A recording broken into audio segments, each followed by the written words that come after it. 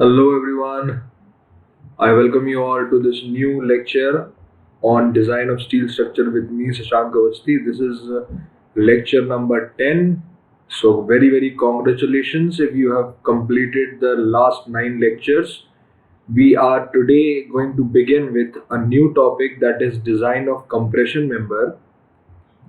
This is a long topic, that is why it may take 1 or 2 lectures. So let us begin with this topic. इस topic की शुरुआत अब हम लोग करते हैं डिजाइन ऑफ कंप्रेशन मेंबर्स। ठीक है, तो डिजाइन ऑफ कंप्रेशन मेंबर पढ़ने के पहले हमें ये समझने की जरूरत है कि कंप्रेशन मेंबर कहाँ कहाँ हमें देखने को मिलते हैं। तो बेसिकली जहाँ तक हमारा स्कोप अलाउ करता है, तो बेसिकली जो मेंबर है वो हम दो जगह पे उनको स्टडी करते हैं, दो स्ट्रक्चर्स में उसको स्टडी करते हैं। ठीक है, पहला जो स्टडी होता है that is about frames,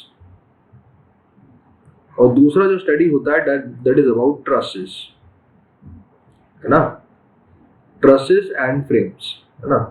okay, frames क्या होते हैं? फ्रेम्स वो स्ट्रक्चर्स होते हैं जिन स्ट्रक्चर्स में हमारे पास बेंडिंग भी आती है और एक्सियल स्ट्रेसेस भी आते हैं। ठीक है, axial stresses and bending both of them are there.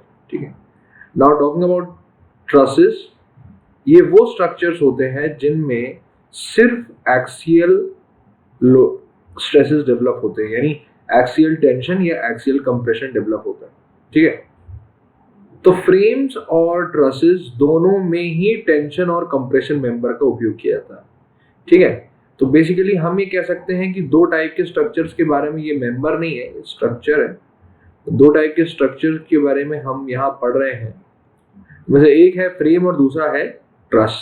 ठीक है, अब ट्रस और फ्रेम में मैंने बता दिया, इसमें बेंडिंग होती है, इसमें मेरे पास सिर्फ एक्सियल लोडिंग होती है। ठीक है, अब बेंडिंग में मैं ये देखूंगा कि फ्रेम के अंदर, मैंने बताया ना, इसके अंदर भी टेंशन मेंबर होते हैं, इसके अंदर भी कंप्रेशन मेंबर होते हैं। सिमिलरली इसके अंदर भी टेंशन मेंबर होते हैं, इसके अंदर भी कंप्रेशन मेंबर होते हैं। ठीक है, अब मैंने इससे पहले वाले उसमें आपको पढ़ाया था कि इसका जो टेंशन मेंबर होते हैं ट्रसेस के, उन्हें हम लोग कहते हैं टाई मेंबर्स। ट्रस के कंप्रेशन मेंबर को, टेंशन मेंबर को हम लोग कहते हैं टाई मेंबर्स। ठीक है, अब आज हम बात करेंगे कि ट्रस के जो कंप्रेशन मेंबर होते हैं उन्हें हम लोग कहते हैं स्ट्रट। क्या कहते हैं? स्ट्रट। ठीक है, फिर हम बात करेंगे फ्रेम की। तो फ्रेम में जो कंप्रेशन मेंबर होता है that is known as a column.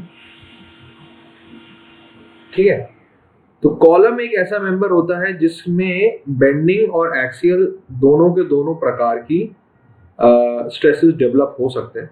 लेकिन प्योर टेंशन मेंबर, अगर आप लोग कंप्रेसिव स्ट्रेस की बात करें तो वो सिर्फ स्ट्रट्स के केस में होती है, और टाई मेंबर के केस में सिर्फ प्योर टेंशन हमें देखने को मिलती है। ठीक है, मेरी बात समझ में आ रही है मैं क्या बोल रहा हूँ? ठीक है, तो this was the broad classification. तो हम इस जो यूनिट है, we are going to talk about two things. First thing is we are going to talk about strut, second thing is we are going to talk about column. ठीक है, इन दोनों के बारे में बात होगी क्योंकि ये कंप्रेशन मेंबर का एक हिस्सा है। ठीक है, सो लेट्स बिगिन। ओके, अब लोग शुरुआत करते हैं। तो कॉन्सेप्ट कहाँ से शुरू होता है? एक सबसे पहला जो चीज आपको यहाँ नोट करनी है वो है कि मैं थोड़ा याद दिला दूं आपको, लैम्डा मैक्सिमम यानी मैक्सिमम स्लेंडरनेस रेशियो कितना होता है? 180 होता है फॉर एनी कंप्रेशन मेंबर। किसी भी कंप्रेशन मेंबर के लिए लैम्डा की वैल्यू 180 के बराबर होती है। और लैम्डा का फॉर्मूला क्या होता है? L effective divide by R minimum, ये फॉर्मूला होता है लैम्डा का। ठीक है, तो दिस इज कंप्रेशन मेंबर, है कि नहीं? अब ये सबसे कम वैल्यू है ना, लैम्डा की जो वैल्यू है ये सबसे कम है। इससे ज्यादा टेंशन मेंबर की वैल्यू हमने 400 सुनी है, फिर 350 सुनी है, 250 सुनी है, ये सब चीजें हैं। तो ये 180 के बराबर होता है, सबसे कम होता है। क्यों होता है sir? Why is it the least? Lambda की वैल्यू सबसे कम क्यों होती है? रीजन क्या है?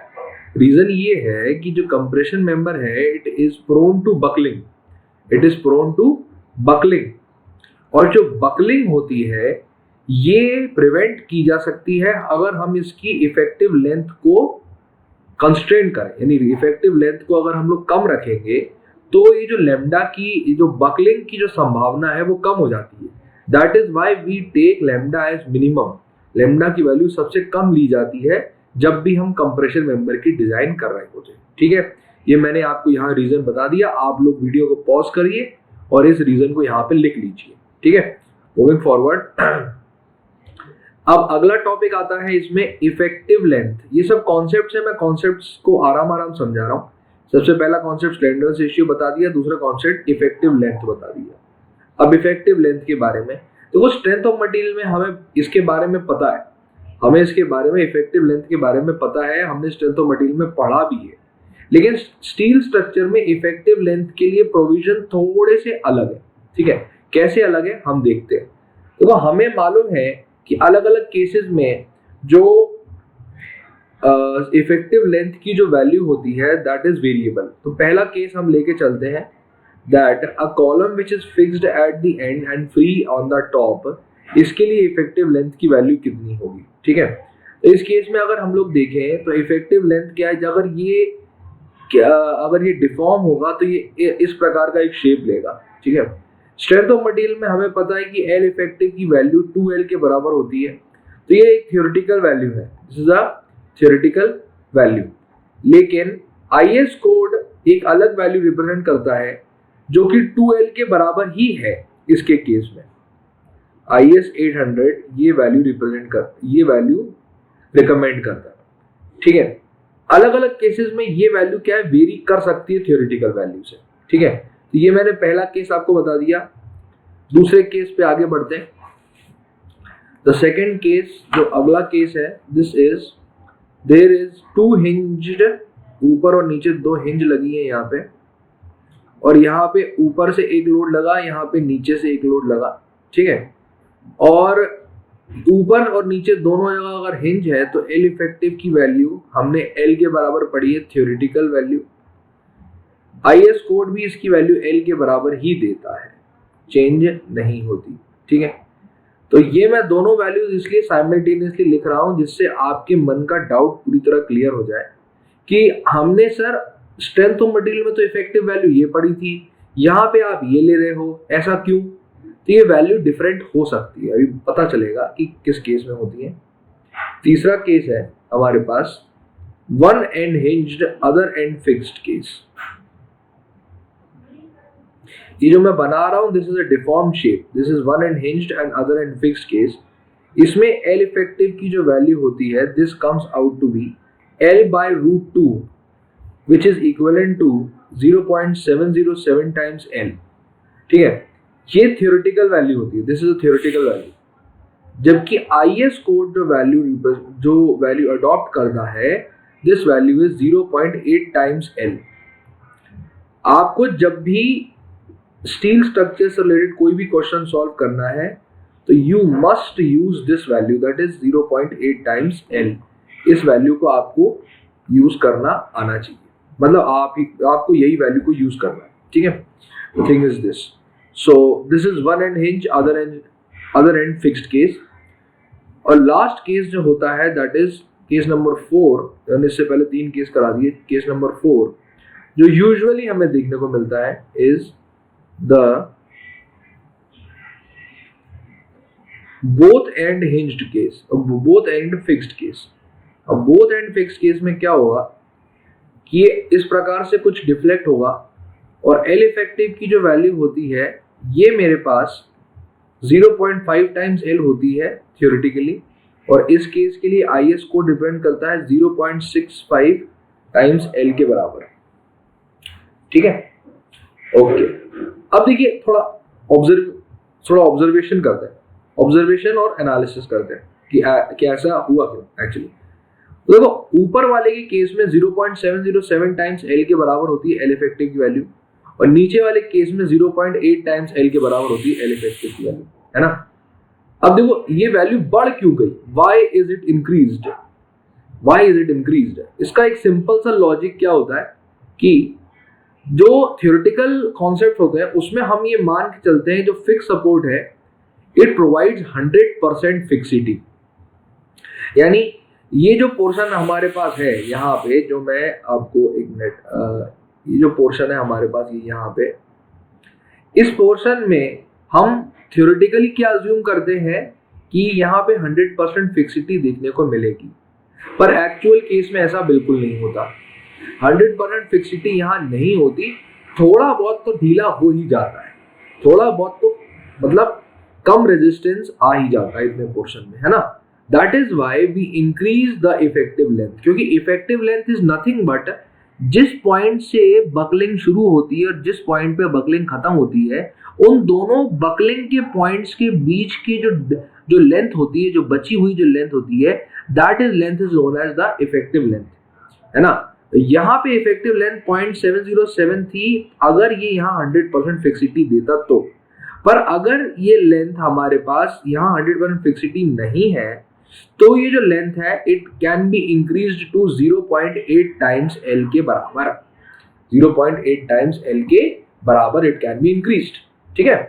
सो ये वो वैल्यूज हैं। तो आप ही कहोगे सर एल इफेक्टिव की वैल्यू हम क्यों पढ़ रहे हैं, व्हाई आर वी, क्योंकि मैं हमेशा कहता हूँ कि always ask this question why, क्यों, क्या जरूरत पड़ जा रही है एल इफेक्टिव की वैल्यू को पढ़ने की। देखो एल इफेक्टिव की वैल्यू को पढ़ने इसलिए जरूरी है, आपने यूलर का फॉर्मूला पढ़ा है। यूलर का फॉर्मूला ये कहता है कि पी क्रिटिकल यानी बकलिंग के लिए जो स्ट्रेस हमारे पास जो लोड चाहिए that is equal to pi square E I upon L square, ये यूलर का फॉर्मूला है। और एल की जगह पे एल इफेक्टिव भी पुट कर सकते हैं। तो यूलर का फॉर्मूला ये कहता है कि पी क्रिटिकल की वैल्यू डिपेंड करती है एल इफेक्टिव के ऊपर। That is why effective length is one of the governing factors which will define the critical load or the permissible stress which is allowed on a compression member. That is why we should know about the various about the various effective length provisions which are mentioned in the IS code. ठीक है, ठीक है। अब इसके बाद अब एक बात और मैं यहाँ पे एक और चीज बता दूं कि L क्या है, what is this L? This is the unsupported length of the member. This is the unsupported length of the member. अब देखो क्या हो रहा है unsupported length में। Unsupported length is that length. Unsupported length is that length कि जब वो member हमने कहीं भी किसी भी सपोर्ट के से पकड़ के नहीं रखा, ना तो हिंज लगाई है ना ही फिक्स किया है, वो एक नेचुरल लेंथ है उस मेंबर की, ठीक है। उस मेंबर में किसी भी प्रकार का कोई भी कंस्ट्रेंट नहीं है, वो मेंबर पूरी तरह मुक्त है किसी भी कंस्ट्रेंट से। तो वो जो लेंथ उसकी ओरिजिनल जो लेंथ होती है ना, that length is known as the unsupported length. समझ में आ गई मेरी बात, ठीक है। So this was which I would like to tell you about this concept of unsupported length. इसका एक कोड में एक डेफिनेशन भी गिवन है, वो भी आप लिख सकते हो। डेफिनेशन क्या है? The maximum clear distance between the top of the floor and the bottom of the shallow beam. देखो क्या है, जैसे मान लो कि ये दो बीमें हैं हमारे पास ऊपर और ये हमारे पास फ्लोर है या नीचे। ये फ्लोर के टॉप से शैलो बीम की जो डिस्टेंस होती है, ये देखो ये बीम शैलो है, शैलो यानी, और ये बीम डीप है, डीप यानी गहरी, शैलो यानी उथली यानी जिसकी डेप्थ कम हो। तो जो कम डेप्थ वाली जो बीम है उससे लेकर फ्लोर तक की जो दूरी होती है, दिस दूरी is known as the unsupported length. This दूरी is called as the unsupported length. मतलब ये अनसपोर्टेड लेंथ की वैल्यू हमको लेके चलनी पड़ेगी कि वो मेंबर की अनसपोर्टेड लेंथ इसके बराबर होनी चाहिए, अनसपोर्टेड लेंथ, ठीक है।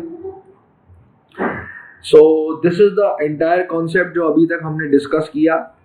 ना मूविंग फॉरवर्ड, इफेक्टिव लेंथ क्या होता है ये मैंने आपको बता दिया है। इफेक्टिव लेंथ के बेसिस पे हम यूलर्स क्रिटिकल लोड को निकालते हैं, ये भी मैंने आपको बता दिया है।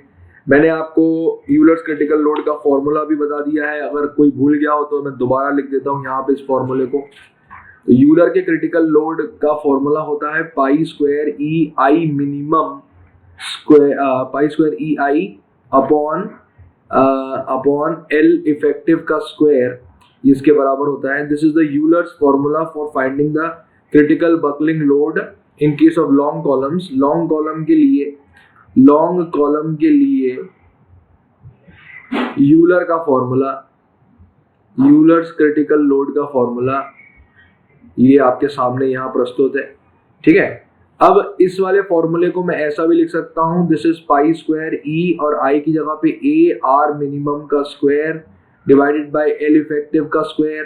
ठीक है, आर मिनिमम को मैं नीचे ले जाता हूं तो pi square E A divided by L effective divided by R minimum का whole square is equal to P critical.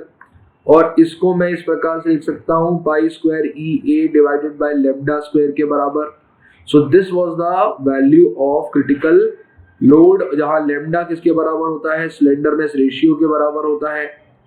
जिस स्लेंडरनेस रेशियो की वैल्यू को मैंने आपसे पहले प्रोविजन में एक्सप्लेन किया था कि इसकी वैल्यू, स्लेंडरनेस रेशियो की वैल्यू 180 लेके चलते हैं हम कोड में। तो ये सब चीजें क्या है ना, ये सब चीजें इंटरलिंक्ड है, ये आपस में क्या है, सब रिश्तेदार हैं। यूलर का फॉर्मूला और ये सारी जो चीजें हैं, ये सारी चीजें रिश्तेदार हैं आपस में, कहीं ना कहीं से कुछ ना कुछ चीजें जुड़ी हुई हैं। ठीक है, तो स्टील स्ट्रक्चर में क्या करते हैं, इस यूलर के फॉर्मूले से जो वैल्यू आती है उसको रिफाइन करके और भी कई सारे फैक्टर्स को उसमें इनकॉर्पोरेट करके एक नया फॉर्मूला उन्होंने प्रपोज किया है। ठीक है, तो उसका जो बेसिक है ना वो यूलर के फॉर्मूले से ही उपजे हैं ये सारी चीजें। This is the main source, this is the main parent body, यहां से पेरेंट बॉडी है, यहां से वो उस फॉर्मूले को हमने क्या किया है, डिराइव किया है। कई और फैक्टर्स को और कई और कंस्ट्रेंट्स को, कई और चीजों को हमने कंसिडर किया, उसके बाद जाके हमें आईएस कोड का फॉर्मूला हमें पता चला। ठीक है, तो this is Euler's critical stress. अब एक और यहाँ पे एक और वैल्यू हम निकाल सकते हैं कि अगर सिग्मा सी सी यानी यूलर्स क्रिटिकल स्ट्रेस की वैल्यू को अगर हम लोग निकालें तो it depends upon this formula. This is the formula for Euler's critical stress. क्या किया सर हमने, जो ए है ना हमारे पास, इस ए की वैल्यू को हमने इस ए की वैल्यू को we have put this value of A just in the denominator of P critical and we found out the value of sigma cc और sigma cc कहलाता है Euler's critical stress, Euler's critical stress। ठीक है, अब इसके बाद एक statement जरूर लिखना है हमको। लिखो, the assumption involved in the derivation of Euler's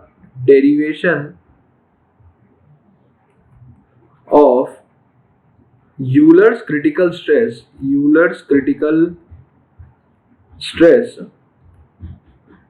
because of the assumption involved in the derivation of Euler's critical stress, we get a higher value of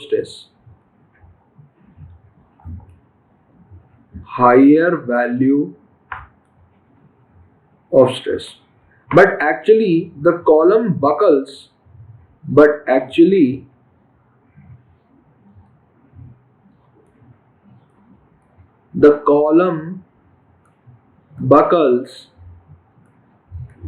at less value of stress,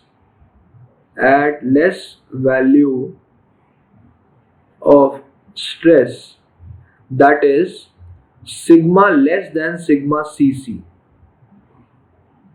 ठीक है, तो sigma CC की value जो Euler से हम लोग फॉर्मूले से जो निकालते हैं, that value is much more greater than the actual value जिसपे वो पहले ही फेल कर जाएगा। मतलब कि अगर ये वैल्यू मान लो 100 है तो वो जो कॉलम है वो 75 पे ही पहले ही फेल कर जा रहा है। तो सिग्मा सीसी की वैल्यू जो हम निकालते हैं ना, वो वैल्यू तक वो स्ट्रेस पहुंच ही नहीं पाता, क्रिटिकल वैल्यू तक वो स्ट्रेस पहुंच ही नहीं पाता। तो हमें क्या करना पड़ेगा, हमें स्ट्रेस की वैल्यू को रिड्यूस करना पड़ेगा। क्या करना पड़ेगा, इस सिग्मा सीसी की वैल्यू को हमको रिड्यूस करना पड़ेगा, इतना रिड्यूस करना पड़ेगा कि वो बकलिंग को एक्चुअली में रिप्रेजेंट कर सके। ठीक है, तो इस वजह से क्या किया कि IS 800 2007 modified the Euler's critical stress, Euler's critical stress को क्या कर दिया, मॉडिफाई कर दिया to give a new stress value, new reduce लिख लीजिए, रिड्यूस्ड स्ट्रेस वैल्यू FCD। और ये FCD जो वैल्यू कोड में जो गिवन थी, ये बकलिंग, इस पे बकलिंग देखने को हमें मिलती है, ठीक है। इस जब ये स्ट्रेस हमारे पास डेवलप होता है तब हम कहेंगे कि बकलिंग हो रही है उस कॉलम की, ठीक है। तो FCD जो वैल्यू है ना, this is less than F sigma CC, ठीक है। और इस वैल्यू पे बकलिंग एक्चुअली में देखने को हमें मिलती है। तो इस वैल्यू को कोड ने, IS कोड ने हमें रिकमेंड किया है। This value is recommended by the IS code. Fine. तो हमें क्या है, हमें अब अगर हमको लोड कैरिंग कैपेसिटी निकालनी है किसी भी कॉलम की, if we want to find out the load carrying capacity of any column, then it is directly equal to the stress, that is FCD, which is given in the code, multiplied by the gross cross sectional area। gross cross sectional area ये बहुत important है हमारे पास। इससे हम उस member के shape को और उस मेंबर के सेक्शन को डिफाइन कर सकते हैं। देखिए, बिल्कुल साफ साफ गणित ये है कि हमें मालूम होगा कि उस मेंबर पे कितना लोड आ रहा है, ठीक है। फिर हमको ये भी पता है कि कुछ फैक्टर्स को और यूलर्स क्रिटिकल वाले फॉर्मूले को और इन सब चीजों को इनकॉर्पोरेट करके हमें ये चीज कोड से मिल जाएगी।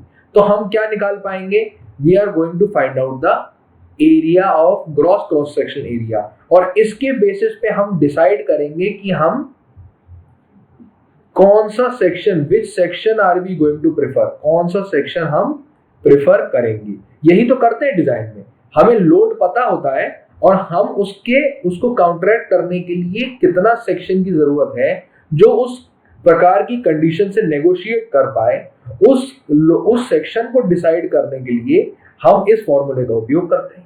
समझ रहे हैं आप मेरी बात को, मैं क्या कह रहा हूं। ये अब मैं इसको बार बार तो डिफाइन करूंगा नहीं। This is the design compressive stress which is mentioned in IS 800 2007 and this is the gross cross section area of the column which is being decided by the person who is solving this। देखो ऐसा है, अब देखो, अब ये क्या है, ये एक सब्जेक्टिव प्रॉब्लम है। सब्जेक्टिव मतलब इसका कोई एक उत्तर नहीं हो सकता। अब ये मान लो कि इसका क्रॉस सेक्शन एरिया, मान लो इसका क्रॉस सेक्शन एरिया कुछ 500 mm² ऐसा कुछ आता है, ठीक है। तो भैया अब कोड में बहुत सारे सेक्शन अवेलेबल हैं, जिन सेक्शन के लिए, जैसे मान लो सर्कुलर हो गया, आई सेक्शन हो गया, बहुत सारे सेक्शन अवेलेबल है कोड में, है ना। यहाँ बस मैं एग्जांपल ही होता हूँ, जितने भी सेक्शन अवेलेबल है ना कोड में, ये सारे के सारे सेक्शन में कोई एक आध सेक्शन होगा जिसके area, gross cross section area 500 से हल्का सा ज्यादा होगा, ठीक है। तो हमारे पास बहुत सारे चॉइसेस आ जाते हैं कि अब आप यू कैन चूज कि इनमें से किस एरिया को आप प्रेफरेंस देंगे, ठीक है।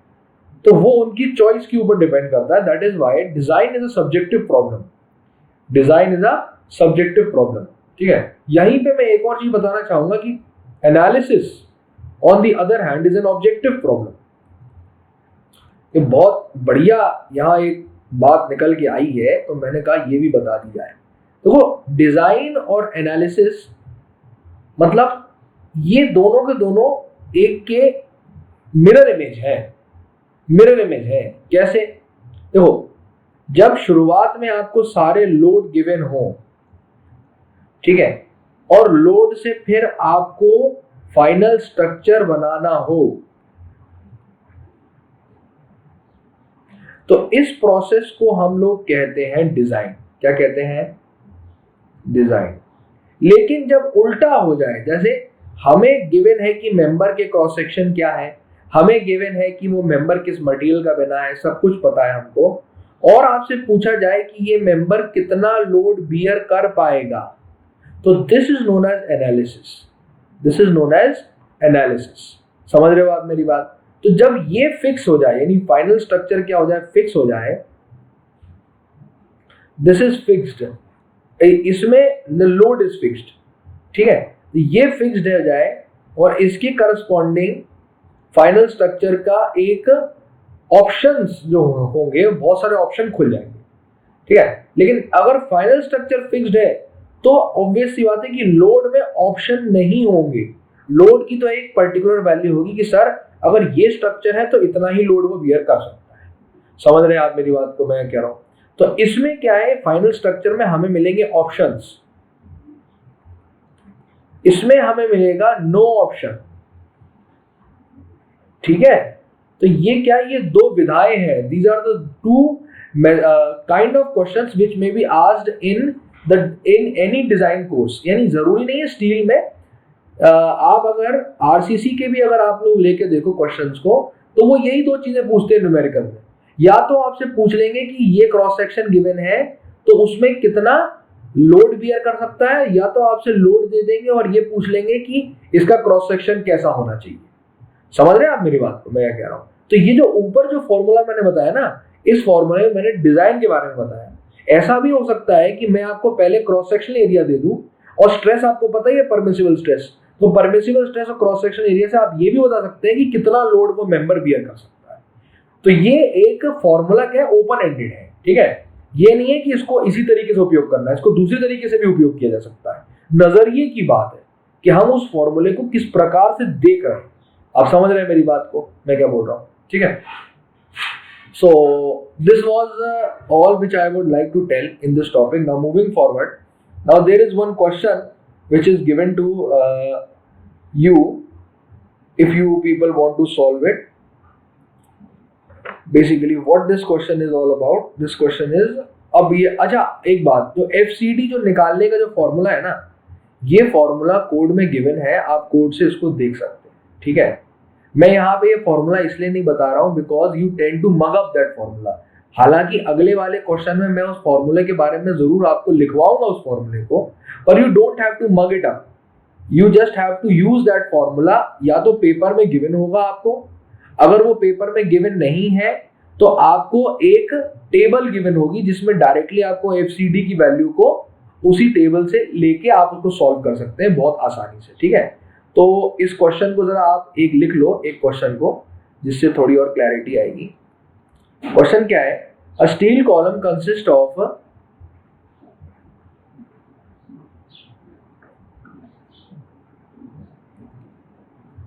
ISMB 400। अब देखो ये ISMB है, Indian standard medium beam section, है ना, जिसमें one end is restrained, one end restrained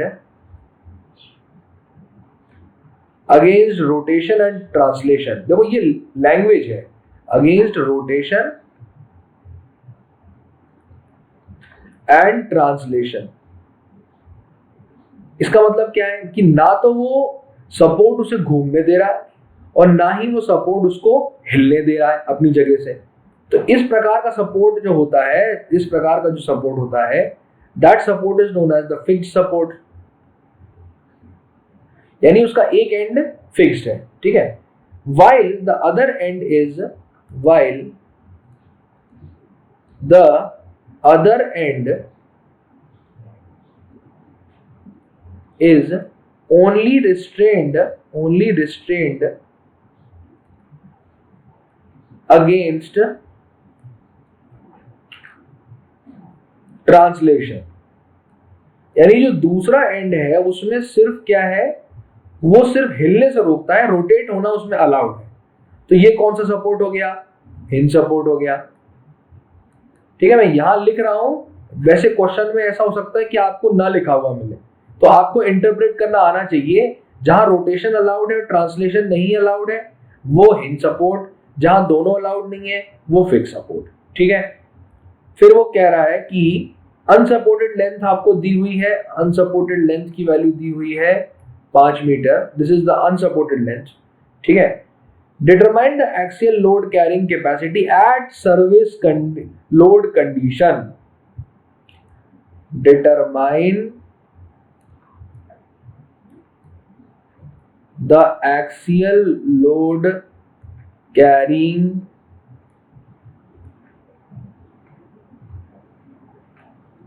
capacity at service condition, है ना, सर्विस कंडीशन में, और लिखा है use limit state method, limit state method का उपयोग करना है। ठीक है, चलो ठीक है, एक्सियल लोड कैरिंग कैपेसिटी के बारे में हमें पता करना है। ओके सर, तो कुछ और भी डेटा हमें गिवन है यहाँ पे, जो मैं यहाँ लिख दूं, कुछ डेटा भी गिवन है। जैसे हमें गिवन है कि जो ग्रॉस क्रॉस सेक्शन एरिया है this is equal to 7846 mm², ISMB का जो क्रॉस क्रॉस सेक्शन एरिया है। हमें एक और गिवन है, हमें आर मिनिमम की वैल्यू भी गिवन है, यानी minimum radius of gyration is 28.2 mm के बराबर। ठीक है, we are also given E, that is modulus of elasticity which is 200 GPa। We are also given the gamma F, जो partial factor of safety of load भी बोलते हैं, partial factor of safety of load, ये भी हमें given है, this is 1.5, and gamma not that is partial factor of safety for steel, steel के लिए जो पार्शियल फैक्टर ऑफ सेफ्टी होता है मटेरियल के लिए, this is 1.1। The yield stress is equal to 300 MPa, yield stress 300 MPa है, modulus of velocity है, R minimum है, ग्रॉस क्रॉस सेक्शन एरिया है, गामा एफ है, गामा नॉट है। This is the data which is available to us. ठीक है, now we have to find the axial load carrying capacity, यानी हमें ये एक प्रकार का क्वेश्चन है जो एनालिसिस का क्वेश्चन है, जहां पे लोड कैरिंग कैपेसिटी निकालनी होती है। वो मैंने इससे पहले आपको बताया था कि दिस इज एन एनालिसिस का क्वेश्चन। तो एनालिसिस का जो क्वेश्चन होता है, इसका ऑब्जेक्टिव आंसर होता है, ऑब्जेक्टिव यानी इसका सिर्फ एक ही आंसर होता है, इसके मल्टीपल आंसर्स नहीं हो सकते। ठीक है, तो इसमें एक सिंगल वैल्यू हमें मिलेगी। अब आपको गिवन होगा क्वेश्चन में एक फॉर्मूला, जो मैं यहाँ FCD का फॉर्मूला लिख रहा हूं, आप भी लिख सकते हैं। याद करना है तो याद कर लीजिए, कंपटीशन में इसका उपयोग नहीं होगा वैसे, पर अगर आपको याद करना है तो कुछ चीजें एक्स्ट्रा याद रखने में कोई खराबी नहीं है। कंप्रेसिव स्ट्रेस, ये IS कोड का फॉर्मूला है, IS 800 2007, इसका फॉर्मूला है ये हमारे पास, इसको लिख लीजिए। FCD is equal to FY divided by gamma M naught phi plus root of phi square minus lambda square, ये फॉर्मूला है हमारे पास। ठीक है, ओके, जहां पे फाई जो है this is equal to 0.5 times 1 plus alpha into lambda minus 0.2 plus lambda square, ये होता है। जहां पे लेमडा की वैल्यू हमें गिवन है root of FY divide by FCC, और FCC जो है this is Euler's critical stress, Euler's critical stress.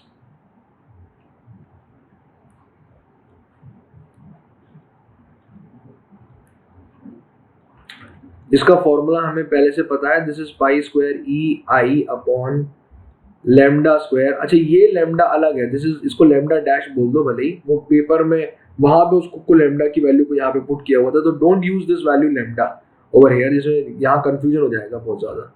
तो use this value as L effective divide by R minimum का square, to use it like this.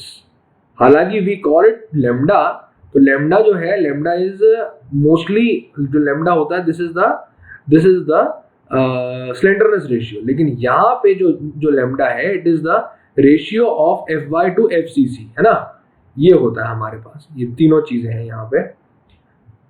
अब आई alpha की value, तो alpha है ये बकलिंग कैटेगरी के ऊपर डिपेंड करता है। बकलिंग कैटेगरी वहां पे कोड में ABCD के नाम से डिफाइंड है, आप IS कोड में जाके ढूंढ सकते हैं कि वो किस कैटेगरी की बकलिंग में आता है, वहां पे अलग अलग क्रॉस सेक्शन की को कैटेगराइज किया हुआ है। तो अल्फा जो होता है it is the it depends on the buckling category, A B C D पे डिपेंड करता है इसकी वैल्यू, एक न्यूमेरिकल वैल्यू होती है। यहाँ पे आपको डायरेक्टली अल्फा की वैल्यू गिवन है 0.34, कितनी गिवन है 0.34, ठीक है। अब देखिए मेरी बात समझिए, एक मिनट, ये आई नहीं है, इस फॉर्मूले में ई आई नहीं होता, this is pi square E upon ये फॉर्मूला होता है ना। अब देखिए एक बात समझिए, इससे पहले वाले प्रॉब्लम में हमें क्या क्या गिवन था, जरा इसको जरा ध्यान से आप लोग देख लें। हमें गिवन था आर मिनिमम की वैल्यू कितनी है, तो इस वाले प्रॉब्लम में हम इस वाले फॉर्मूले में, किस वाले फॉर्मूले में, इस वाले फॉर्मूले में आर मिनिमम की वैल्यू और ई की वैल्यू, इन दोनों की वैल्यू को पुट करके और एल इफेक्टिव की वैल्यू हम कितनी लेंगे, ये कौन सा वाला केस है, one and fixed other and hinged, तो हमें पता है एल इफेक्टिव की वैल्यू इस केस में कितनी होती है, दिस केस में this value is 0.8 times L, तो 0.8 टाइम्स एल की जगह पे अगर मैं 5 मीटर जो कि गिवन है क्वेश्चन में, 5 8 से कितना हो गया 40, that is 4 meter, L effective की वैल्यू कितनी आ गई 4 मीटर, तो 4 मीटर एल इफेक्टिव की वैल्यू हो गई, ठीक है, और 4 मीटर एल इफेक्टिव की वैल्यू हो गई, आर मिनिमम की वैल्यू हमें क्वेश्चन में गिवन है, ई की वैल्यू क्वेश्चन में गिवन है, तो एफ सी की वैल्यू हम निकाल सकते हैं। एफ सी की वैल्यू को हम इस फॉर्मूले में पुट करेंगे, तो एफ सी की वैल्यू नोन है, एफ वाई की वैल्यू नोन है, तो इस लेमडा की वैल्यू हो जाएगी, लेमडा डैश नहीं है, लेमडा ही है, ठीक है। यहाँ पे इसको इस फॉर्मूले के लिए अलग डिफाइन कर दें, तो लेमडा की वैल्यू हो जाएगी।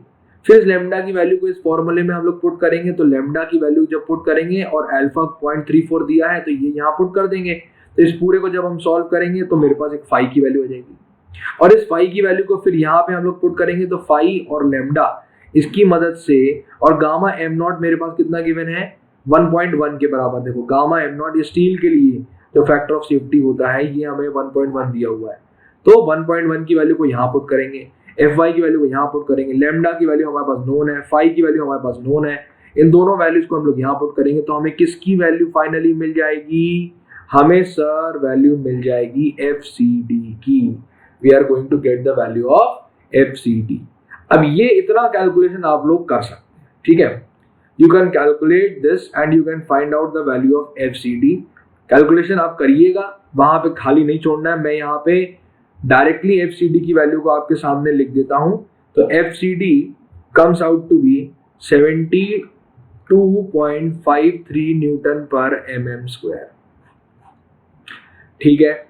आपको पूरा सॉल्व करना है, मैं डायरेक्ट रिजल्ट लिख रहा हूं यहाँ पे, ठीक है, आप उसको सॉल्व करके एक बार चेक करो कि कहाँ गलती है, नहीं हुआ तो दोबारा एक बार सॉल्व करने की कोशिश करो, वहां पे कहीं ना कहीं पे गलती आपको मिल जाएगी। एफ सी डी की वैल्यू पता चल गई।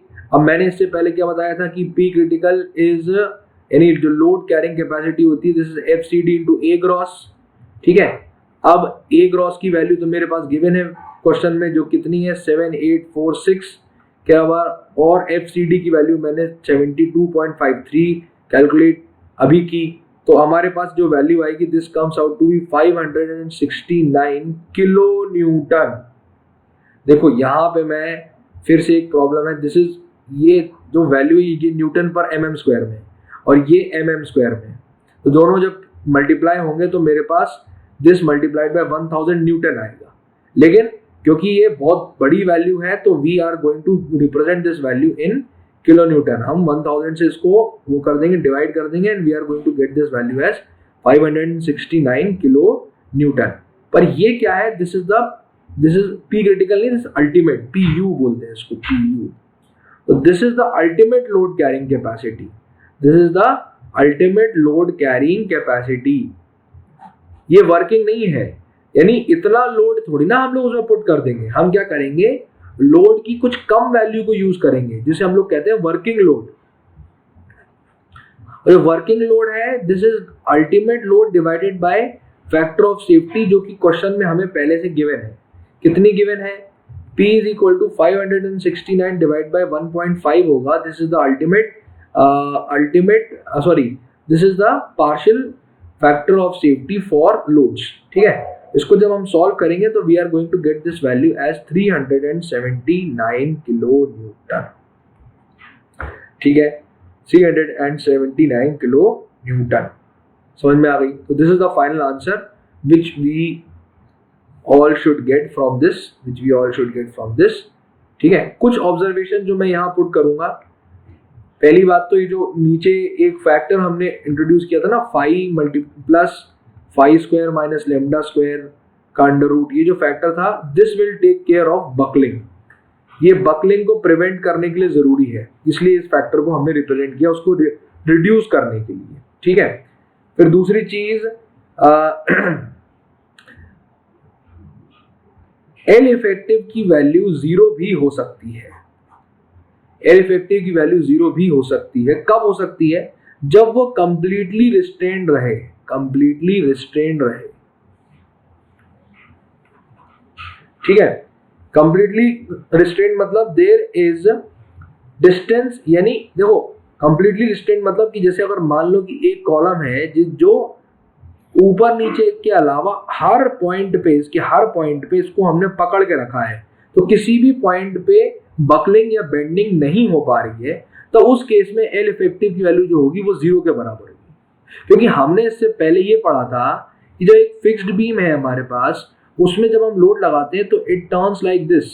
तो यानी इसका मतलब क्या है, ये जो 2 पॉइंट्स है ना, एक पॉइंट ये और एक पॉइंट ये, इन दोनों पॉइंट की जो बीच की दूरी होती है, इसी को एल इफेक्टिव बोलते थे। पर अगर वो पूरा का पूरा कॉलम कंस्ट्रेंट रहेगा तो ऑब्वियस सी बात है कि बकलिंग कहीं पे भी देखने को नहीं मिलेगी, तो there will be complete restraint, and in that category L effective will be considered as 0। L effective की वैल्यू क्या होगी? 0 के बराबर कंसिडर की जा सकती है। ये क्वेश्चन आ चुका है ऑब्जेक्टिव वाले प्रॉब्लम में, इसलिए आपको याद रखना है इसको। ठीक है, अब कुछ एक स्पेशल रिजल्ट है जो मैं यहाँ पे और आपके सामने पुट अप करूंगा। एल इफेक्टिव की एक्स्ट्रा कुछ वैल्यूज हैं जो आपको याद रखनी है अलग अलग कंडीशंस में। कुछ स्पेशल कंडीशंस भी मैं यहाँ पे पुट करूंगा एल इफेक्टिव की कैलकुलेशन करने के लिए। द फर्स्ट वन इज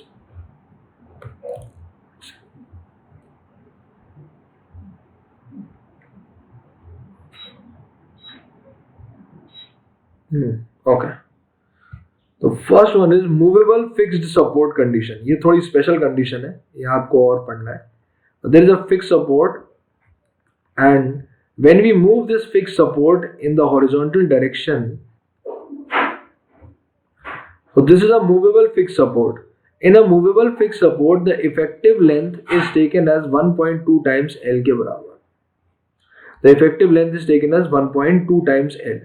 ठीक है, दूसरा है केस हमारे पास कि मान लो कि यहाँ ऊपर जो है, ऊपर हमारे पास फिक्स सपोर्ट है और नीचे हमारे पास हिंज सपोर्ट है, और इन दोनों के होने से क्या होगा, ये इस प्रकार से अगर ये मूव करेगा हॉरिजॉन्टल डायरेक्शन में, तो एल इफेक्टिव की जो वैल्यू होगी this comes out to be twice L के बराबर होगी। ठीक है, तो these are the two special cases, जिन स्पेशल केसेस में These are the two special cases, जिन स्पेशल केसेस में हम एल इफेक्टिव की वैल्यू को कैलकुलेट करते हैं। ठीक है, आपसे पूछा जा सकता है, जैसे एक एग्जांपल हम लोग इसका एग्जांपल ले लेते हैं कि मान लो कि एक इलेक्ट्रिक पोल है जिसके ऊपर कुछ वायर एक ऐसे लगा हुआ है इस पोल के ऊपर। ठीक है, तो अगर ये यहाँ पे फिक्स्ड है और ये अगर वायर है, तो एक तरीके से ये यहाँ पे फ्री का काम कर रहा है, तो इसके लिए भी एल इफेक्टिव की वैल्यू जो होगी ये ट्वाइस एल के बराबर होगी। ठीक है, तो ये ऑपोजिट वाला केस हो गया, यानी one and fixed and the other and is free, तब भी 2L के बराबर होगी, और one end hinged and other and is fixed, तब भी 2L के बराबर ही होगी। ठीक है, ऐसा। तो अच्छा, इसका एग्जांपल जैसे आप ये वाला एक लेके देखते हो कि वी आर गेटिंग, ऊपर एक फिक्स्ड है, नीचे एक फिक्स्ड है, ऊपर एक फिक्स्ड है, नीचे एक फिक्स्ड है, और यहाँ पे बीच में एक बीम, हमने एक रिजिड बीम यहाँ पे हमने पुटअप कर दी। तो इसके केस में क्या होगा कि जब मैं यहाँ पे लोड लगाऊंगा, तब this beam is going to deflect in this manner such that the net rotation at this point is the net rotation at both the points is 0। तो इस केस में एल इफेक्टिव की जो वैल्यू होगी this comes out to be 1.2 times L. ठीक है, इस case में और इस केस में ये जो दोनों वैल्यूज होंगी, both of these values are going to be the same. ठीक है, तो ये एल इफेक्टिव की वैल्यूज हमारे पास यहाँ पे होती हैं। Now moving forward, analysis of struts अब हमें पढ़ना है। तो एनालिसिस ऑफ स्ट्रट्स जो है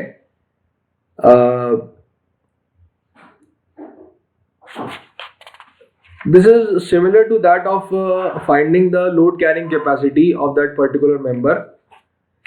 एक एग्जाम्पल जरूर हम इसका ले सकते हैं स्ट्रट का.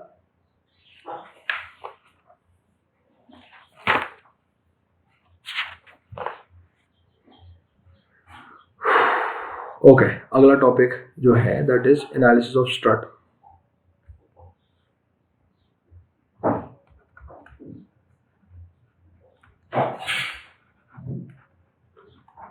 स्ट्रट्स मैंने बताया था. स्ट्रट्स क्या होते हैं? These are compression members which are seen, compression members which are seen in case of trusses. Truss के अंदर जो प्योर कंप्रेशन मेंबर होते हैं उन्हें हम लोग स्ट्रट कहते हैं. क्या कहते हैं? स्ट्रट. अब देखो ट्रस बेसिकली दिखती कैसे है, पहले उसको एक बार हम लोग बना के देख लेते हैं. जैसे मान लो कि ये एक इंडस्ट्रियल रूफ है, एक ऐसी ऊपर से एक रूफ है, और इस रूफ के ये इसका ऐसा इसका बेस है, ठीक है. And then we have got this, we have got this, and then we have got this, we have got this. So this is basically a truss. This is basically a truss. अब truss में ये हमारे पास देखो जैसे दो member हैं. ये जो मेंबर है ना, this is known as continuous strut. क्योंकि ये जो मेंबर है ये यहां से शुरू हो रहा है और यहां पे खत्म हो रहा है, बीच में उसका एक और जॉइंट आ रहा है, तो this is a continuous strut. जबकि this member is a discontinuous strut. This member is a discontinuous strut. ठीक है. डिसकंटिन्यूअस स्ट्रट क्या होता है? डिसकंटिन्यूअस स्ट्रट मतलब जो एक जिसके बीच में जो एक जॉइंट और दो जॉइंट के बीच में ही लाई करे, तो that is a discontinuous strut. जैसे ये स्ट्रट इन दोनों जॉइंट्स के बीच में लाई कर रहा है और तीसरा कोई भी जॉइंट नहीं आ रहा, तो that is a discontinuous strut, while this is a continuous strut. क्योंकि इसके बीच में क्या है? बीच में एक और हिंज आ जा रही है, और शुरुआत और आखिरी वाली हिंज के अलावा भी एक बीच में हिंज हम देख सकते हैं. ठीक है. सो अब कंटिन्यूअस और डिसकंटिन्यूअस मैंने आपको समझा दिया. अब इफेक्टिव लेंथ ऑफ स्ट्रट पे आते हैं. अगला topic effective length of strut. तो एक डिसकंटिन्यूअस स्ट्रट, एक सिंगल एंगल डिसकंटिन्यूअस स्ट्रट अगर है हमारे पास, सिंगल एंगल डिसकंटिन्यूअस स्ट्रट है अगर हमारे पास,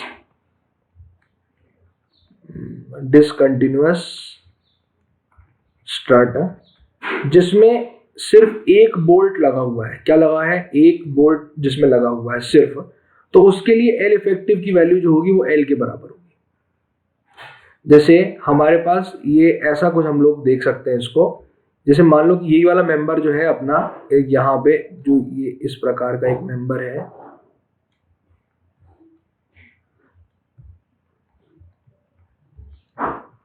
ओके.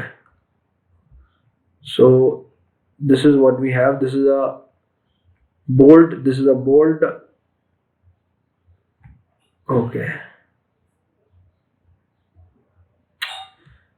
एक तो ये है कि इसमें इंक बहुत जल्दी फैलती है, इसको थोड़ा सा पतला कर देना तो अब ठीक है. तो there is this and there is this. Okay.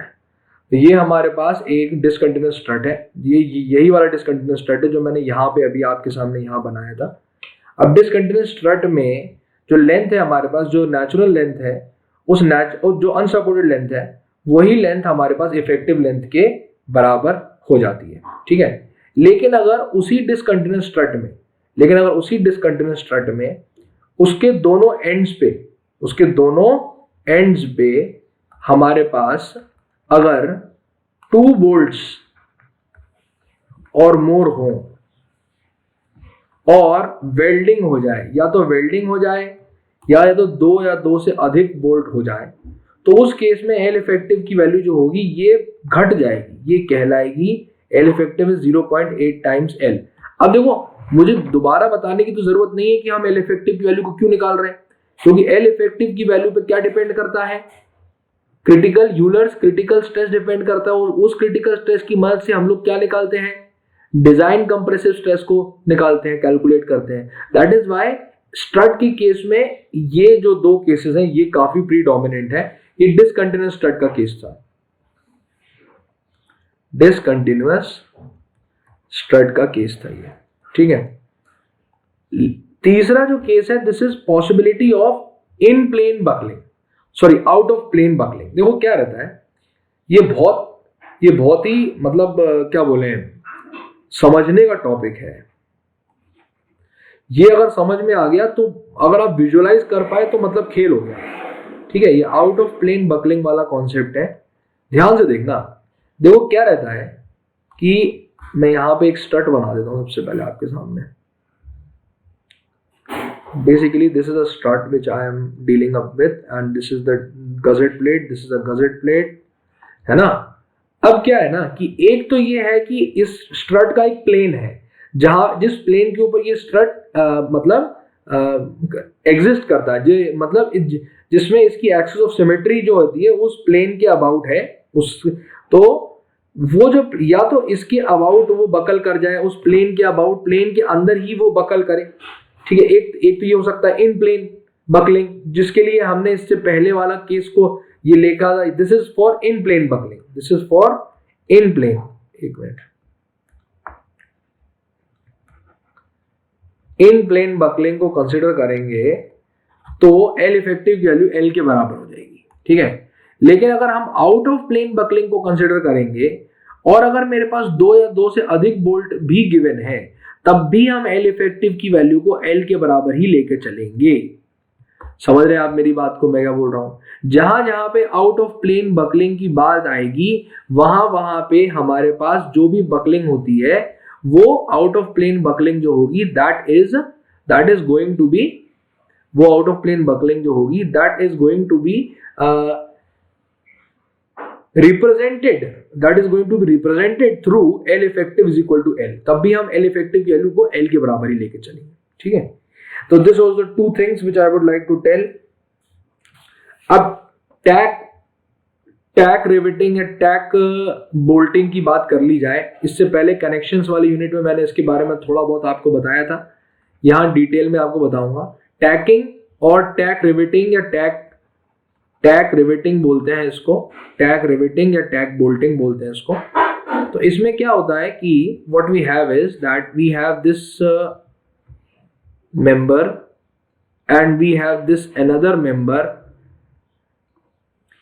ये मैं उन दोनों मेंबरों को नीचे से आपको दिखा रहा हूं, और ये जो दोनों मेंबर हैं इसमें यहां जब मैं पहुंच जाऊंगा तो ये यहां पे दोनों मेंबर ओवरलैप कर जाएंगे। This is a gusset plate, इन दोनों के बीच में यहाँ एक गजेट प्लेट फंसी है, यहाँ दूसरी एक गजेट प्लेट फंसी हुई है, ठीक है। और ये जो दोनों मेंबर हैं ये हवा में लटके हुए, ठीक है। यानी यहाँ पे एक बोल्टिंग कर ली हमने, इधर एक बोल्ट ये ऐसे में लगा दिए हमने, और एक बोल्ट हमने ये ऐसे में लगा दिए यहाँ पे, ठीक है। तो ये दो बोल्ट हमने लगा दिए यहाँ पे, और यहाँ पे क्या है, ये दिस इज ओपन। तो अगर हम इसको देखें तो बेसिकली दिस इज ये एक मेंबर है, ये दूसरा मेंबर है, और ये हमारे पास दोनों गजेट प्लेट्स हैं। कौन सी, ये गजेट प्लेट है और ये गजेट प्लेट है, ठीक है। तो ये जो दोनों मेंबर हैं ये क्या कर रहे हैं, बैक टू बैक लगे हुए हैं, ठीक है। यानी एक मेंबर नहीं लगा है इस बार दो मेंबर लगे हैं हमारे पास, ठीक है। तो इन जो दोनों मेंबर है हमारे पास, ये अगर हम इसको ऊपर से देखें तो सिर्फ एक ही मेंबर नजर आएगा हमको। जैसे अगर हम इसको ऊपर से ऐसा देखने का कुछ प्रयास करें कि ये अगर मेरे पास एक गजेट प्लेट है, ठीक है, तो अगर हम इसको ऊपर से कुछ देखने का प्रयास करते हैं और यहाँ पे ये दूसरी गजेट प्लेट है, ये देखो, क्योंकि गजेट प्लेट तो मैंने रेड से रिप्रेजेंट किया गजेट प्लेट को, ठीक है, और ब्लैक से मैंने रिप्रेजेंट किया उस मेंबर को। So this is a member, ठीक है। The member is going to be spanning between two gusset plates। ये दो गजेट प्लेट के बीच में ये मेंबर स्पान कर रहा है, और इसके ऊपर ये यहाँ पे एक बोल्ट यहाँ और एक बोल्ट ये यहाँ पे है, ठीक है। ये मैंने दोनों बोल्ट को मैंने यहाँ पे आपके सामने, ये एक बोल्ट और ये एक बोल्ट, तो ये ऊपर से मैं इसको ऐसे देख रहा हूं, तो this is the plan and this is the cross section, ठीक है। प्लान और क्रॉस सेक्शन ये है हमारे पास, ठीक है, अब देखो क्या हो रहा है, अब देखो क्या हो रहा है, ये हमारे पास this is plan and this is cross section, है ना। अब क्या हो रहा है हमारे पास, अब हमारे पास ये हो रहा है कि ये जो दोनों पोर्शन है, यानी ये जो दोनों मेंबर हैं, ये जब तक यहाँ बीच में इस पोर्शन में रहेंगे तब तक ऐसा तो कर नहीं सकते कि इन दोनों को आपस में सेपरेटेड ही रखें, नहीं तो क्या होगा कि ये मेंबर अलग से बकल कर जाएगा और ये मेंबर अलग से बकल कर जाएगा। इन दोनों मेंबर की सेपरेट बकलिंग को रोकने के लिए हम लोगों ने एक तरीका सोचा और उस तरीके को हम लोग कहते हैं टैक रिवेटिंग। यानी क्या करो कि थोड़ी दूरी के अंतराल में क्या करो कि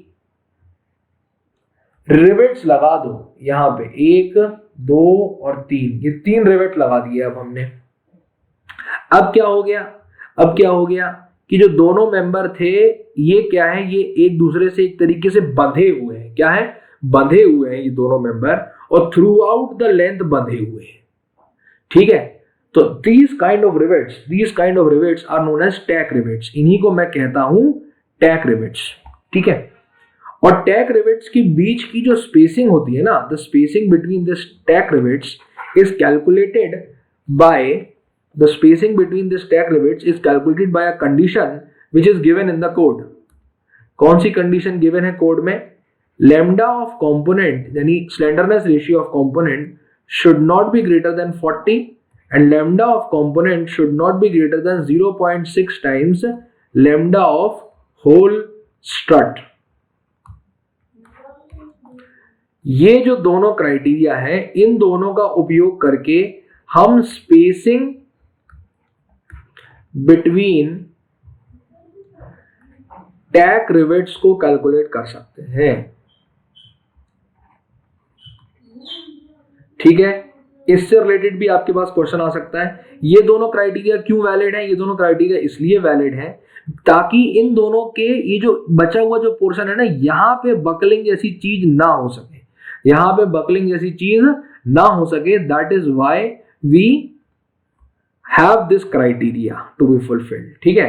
तो लैम्डा ऑफ कंपोनेंट के लिए हम इस कंपोनेंट को एक इंडिविजुअल कंपोनेंट की तरह कंसीडर करेंगे और इंडिविजुअल कंपोनेंट की तरह लैम्डा हम इसका निकालेंगे, जो कि lambda of component is length of component, यानी इन दोनों के बीच का जो डिस्टेंस है वो divided by R minimum. R minimum यानी इस पर्टिकुलर जो एक मेंबर है, इस एक मेंबर के लिए जो मिनिमम रेडियस ऑफ गायरेशन है उसका उपयोग करके लैम्डा ऑफ कंपोनेंट की वैल्यू को निकाला जाएगा।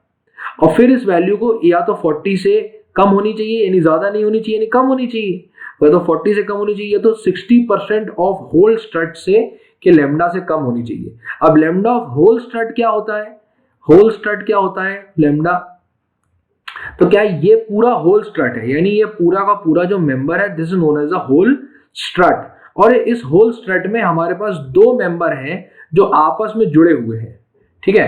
तो इन दोनों मेंबर के लिए देखो लेंथ तो इन दोनों मेंबर की कांस्टेंट ही है, क्योंकि लेंथ तो यहां से लेकर यहां तक के बीच की जो दूरी है this is going to be the length, this is going to be the effective length, ये तो हमें पता ही है ना। लेकिन प्रॉब्लम क्या गई, प्रॉब्लम क्या गई कि अब जो आर मिनिमम की वैल्यू जो हम निकालेंगे उसको निकालने के लिए we are going to use the relation root of I minimum divided by gross cross sectional area. अब इस ग्रॉस क्रॉस सेक्शनल एरिया में पहले वाले सेक्शन का एरिया और दूसरे वाले सेक्शन का एरिया दोनों को ऐड करना है, क्या, क्योंकि इसमें ये मेंबर और ये मेंबर दोनों साथ में जुड़े हैं ना, तो इन दोनों के क्रॉस सेक्शनल एरिया को, ये मेंबर और इस मेंबर के क्रॉस सेक्शनल एरिया को ऐड करना है। और क्या करना है, एक इक्विवेलेंट आई की वैल्यू को कैलकुलेट करना है, moment of inertia at I X X या आई वाई वाई एक्सिस को कैलकुलेट करना है। और ये जो है ये हमें कैलकुलेट करना है with the use of parallel axis theorem. Parallel axis theorem का उपयोग करके इसको हमें कैलकुलेट करना है, पैरेलल एक्सिस थ्योरम का उपयोग करके, ठीक है। तब जब ये दोनों चीजें जब हम निकाल लेंगे तब हम क्या करेंगे, इसको पुट करेंगे इस फॉर्मूले में, और इस फॉर्मूले को फिर हम पुट करेंगे यहाँ पे, और फिर इस चेक को हम यूज करेंगे। इस चेक को यूज करने से हम इस LC की वैल्यू को निकालेंगे, और ये जो LC की वैल्यू है this is the same as that of the spacing. Spacing of tack rivets, spacing of tack rivets. ये आपसे पूछा जा सकता है कि टैक रिवेट्स की स्पेसिंग को कैसे निकाला जाएगा। ठीक है, अच्छा, टैक रिवेट्स की स्पेसिंग के बारे में मैंने जो कुछ एक स्पेसिफिकेशन भी बताए थे वो मैं यहां लिख देता हूं। कुछ स्पेसिफिकेशंस होते हैं जिनको हमें एक्सीड नहीं करना। तो टैक रिवेट्स की जो पिच होती है, ये हम पिच निकाल रहे हैं, ये हम पिच निकाल रहे हैं टैक रिवेट्स की पिच को, पिच यानी length of between two tack rivets. ठीक है, वही निकाल रहे हैं। इससे पहले वाले में भी ये जो एलसी है, this is the pitch, pitch ये हमें कैलकुलेट करनी है। और फिर हमें इस पिच को कैलकुलेट करने के बाद हमें कुछ चीजों पे ध्यान रखना है। यानी ये जो पिच है ये मेरे पास नॉन प्लेट सेक्शन होना चाहिए, यानी फ्लैट सेक्शन का उपयोग नहीं करना है। प्लस कंप्रेशन में वो मेंबर होना चाहिए, प्लस कंप्रेशन में वो मेंबर होना चाहिए। जब वो मेंबर कंप्रेशन में हो और वो एक नॉन प्लेट सेक्शन हो, प्लेट सेक्शन तो मैंने बताया था ना, फ्लैट सेक्शन रेक्टेंगुलर होता है। इसके अलावा कोई सा भी सेक्शन आप लेके चलो और उस सेक्शन में अगर कंप्रेशन हो तो मेरे पास जो पिच की मैक्सिमम वैल्यू होती है, this should not be greater then 600 mm। किसी भी हालत में पिच की वैल्यू को 600 mm से ज्यादा नहीं लेके चलना है हमें। ठीक है, दूसरा केस क्या होता है, non plate section plus tension. यानी अगर एक सेक्शन है जिसमें प्लेट का सेक्शन नहीं है, प्लेट के अलावा कोई सा भी सेक्शन हम लोग ले सकते हैं, नॉन प्लेट सेक्शन। यानी या तो हम इसमें आई ले लें, या तो हम इसमें क्या बोलते हैं रेक्टेंगुलर ले लें। उसमें रेक्टेंगुलर तो ले नहीं सकते क्योंकि वो तो प्लेट सेक्शन हो गया, या तो हम सर्कुलर ले लें, ऐसा कुछ है, या ट्रायंगुलर ले लें, जो भी है सेक्शन। पर ये नॉन प्लेट सेक्शन होना चाहिए और उसमें टेंशन अगर है तो ये जो पिच है इसकी मैक्सिमम वैल्यू 1000 mm से ज्यादा नहीं होनी चाहिए। मेरी बात समझ में आ गई मैं क्या कह रहा हूं? ठीक है, तो इन दोनों का हमें उपयोग करना है। ठीक है, इसके अलावा भी एक और प्रोविजन है जो मैं यहां लिख देता हूं कि अगर एक एंगुलर सेक्शन है, जो कि एक स्पेशल प्रोविजन है, एक एंगल सेक्शन हो, ठीक है, एंगल सेक्शन हो जिसमें टेंशन हमें देखने को मिले, तो उसके केस में दो क्राइटेरिया होते हैं, या तो 32 times thickness of the member और 300 mm। इन दोनों में से जो भी वैल्यू हमारे पास मिनिमम होती है उसको हम लोग मैक्सिमम पिच के बराबर कंसिडर कर लेते हैं। तो स्पेसिफिकेशन फॉर पी मैक्स या मैक्सिमम पिच की जो स्पेसिफिकेशंस है वो मैंने यहां पे आपके सामने 3 केसेस बना के लिख दिए। तो इसके पहले वाली स्लाइड में हमने पी की वैल्यू को निकाला था, फिर इस पी की वैल्यू को हमने चेक किया। किससे चेक किया हमने पी की वैल्यू को? इससे चेक किया। ठीक है, इस रिलेशन से हमने चेक किया। अगर वो इसको सेटिस्फाई कर रहा है देन ओके, उतने पिच पे उतने बोल्ट को हम लोग लगा सकते हैं। ठीक है, so this was the second concept of strut. Now I don't think that we should move forward because the class is getting too lengthy. पहले से 1 घंटे की क्लास हो चुकी है, तो let us end this class over here, and in the next class we will be dealing up with the topic of lacing and batons. तो अगली क्लास बहुत रोचक होने वाली, काफी ज्यादा इंपॉर्टेंट भी है क्योंकि इससे ऑब्जेक्टिव क्वेश्चन बनने के चांसेस बहुत हाई होते हैं। ठीक है, हम इसके न्यूमेरिकल जो है वो नहीं सॉल्व करेंगे क्योंकि बहुत बड़े न्यूमेरिकल होते हैं, पर हम ये कोशिश करेंगे कि हम उससे रिलेटेड जो ऑब्जेक्टिव क्वेश्चन है उसको जरूर हम लोग उसमें कवर कर लें। साथ साथ में हम थियोरेटिकल और जो स्टेप्स इन्वॉल्व हैं उन स्टेप्स को हम जरूर पढ़ेंगे। एक बार उन स्टेप्स को हम समझेंगे कि किस तरीके से लेसिंग और बेटन की डिजाइन की जाती है। ठीक है, और लेसिंग और बेटन की डिजाइन के साथ ही there will be end of this topic. हम कंप्रेशन मेंबर को खत्म कर देंगे, and as you know that compression member is the second last topic. इसके बाद 2 टॉपिक और बच्चे हैं, एक है डिजाइन ऑफ बीम और एक है डिजाइन ऑफ कॉलम बेस। तो I don't think that much time is left. ठीक है, ज्यादा से ज्यादा 3 या 4 लेक्चर और बचेंगे इसके बाद में। So thank you very much for listening to this lecture. I will meet you tomorrow in a new lecture with a new lecture on design of compression member. I thank you for being patient enough to listen to me. Thank you.